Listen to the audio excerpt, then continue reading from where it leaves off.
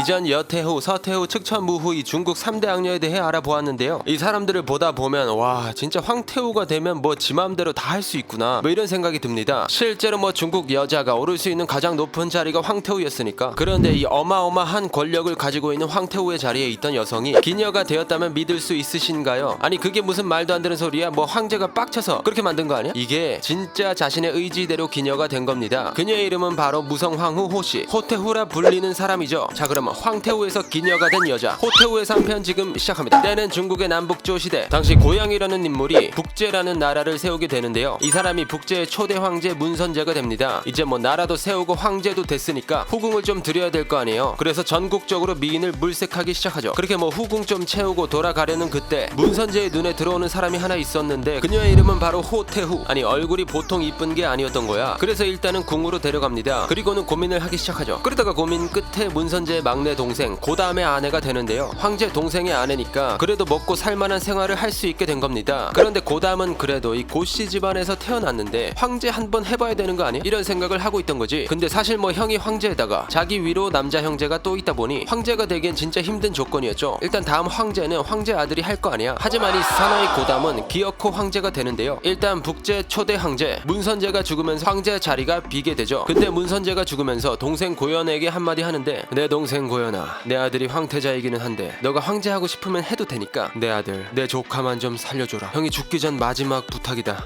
알겠지? 그런데 다음 황제가 문선제의 아들 민도왕이 황제가 된 거예요. 그러자 고담은 기다렸다는 듯이 형 고연에게 쪼르르 달려가서 말합니다. 아니 형 이게 말이 돼? 아무리 그래도 저 어린애가 뭘 할 줄 알겠어. 형이 황제 됐어야 했다니까?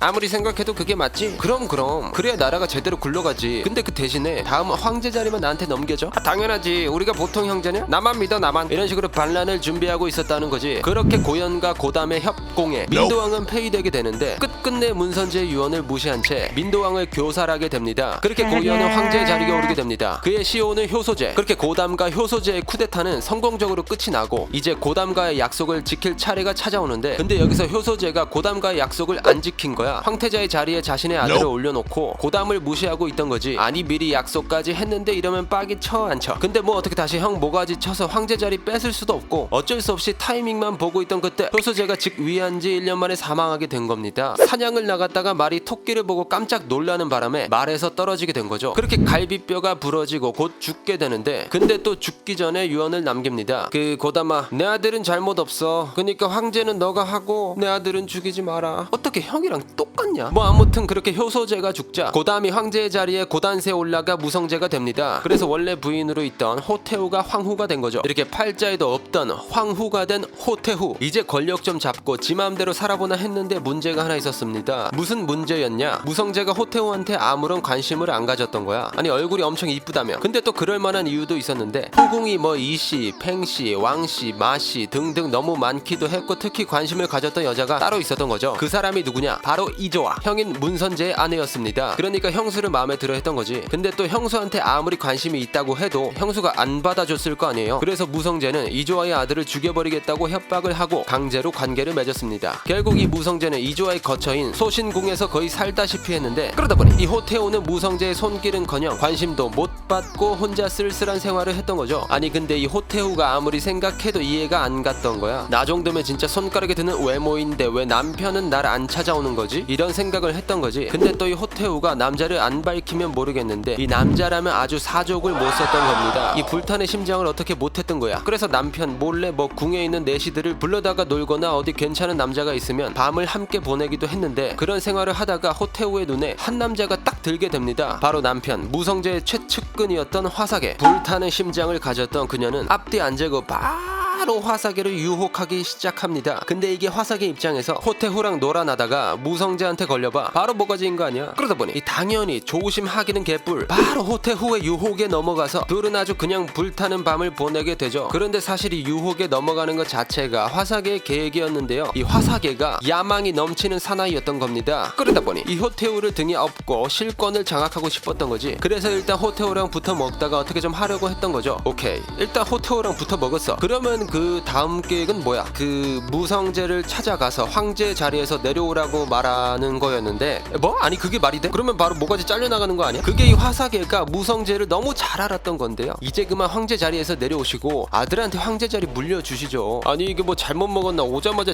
야 아니 황제님 한번 생각해보세요. 황제 자리에서 내려오면 맘 놓고 술도 마시고 여자랑도 놀 수 있는데 계속 황제 하시게요? 황제 자리에서만 내려오면 귀찮은 일이 싹 다 없어지는 거라고요. 오, 어?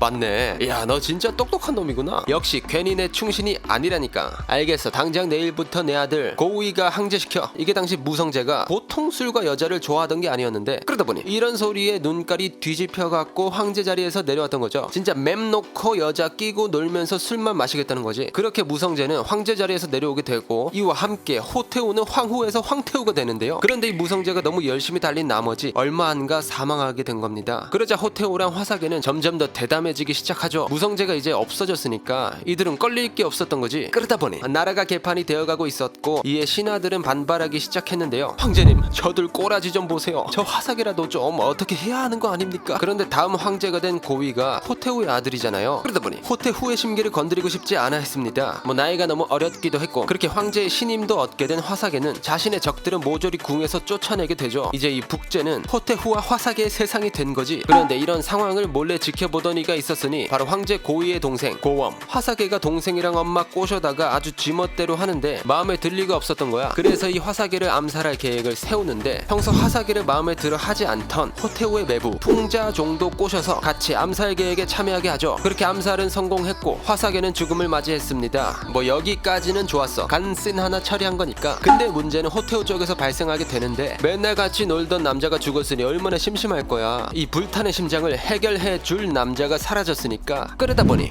이 호태우는 다른 남자친구를 구해야 했는데 때마침 호태우의 눈에 든 남자가 한 명 있었습니다. 바로 담헌이라는 중이었죠. 화사계가 죽고 난 이후 예부를 핑계로 사원을 드나들던 호태우는 그 사원에서 남자를 만난 겁니다. 이 남자를 만나고부터 호태우는 또 이 불타는 심장을 주체하지 못하는데 허구헌날 사원을 드나들며 담헌과의 만남을 가졌던 거지. 근데 또 이 사원에서만 하니까 금방 재미가 없어진 호태우. 그래서 이 담헌을 궁으로 부르게 되는데 에휴 맨날 사원 가려니까 너무 힘들다. 이제 그냥 스님을 궁으로 부르려고 뭐 이런 식으로 핑계를 대면서 담헌을 궁으로 불러들인 거죠. 그리고는 무성재가 생전 거처했던 침실을 구들이 사용하면서 아주 뜨거운 관계를 가집니다. 결국 담헌은 어느새 화사계가 누리던 권력을 갖게 되죠. 아니 근데 이 정도까지 하는데 황제는 뭐하고 있었어? 그게 황제가 세상 물정을 몰라도 너무 몰랐던 거야. 그러다 보니 황제만 이 두 사람의 관계를 몰랐던 거죠. 그렇게 황제만 모르는 두 사람의 관계가 계속 이어지던 그때 사건이 하나 터지는데요. 어느 날 황제가 문안 인사를 위해서 호태우를 찾아갔던 겁니다. 그런데 여기서 딱 걸려버린 건 아니고 진짜 너무 예쁜 여성 두 명을 보게 된 거죠. 이야 너네 진짜 페이스가 미쳤는데 그 하던 일 잠깐 멈추고 이리로 와봐. 아니 그게 뭘 뜸을 들이고 있어. 내가 이 나라의 황제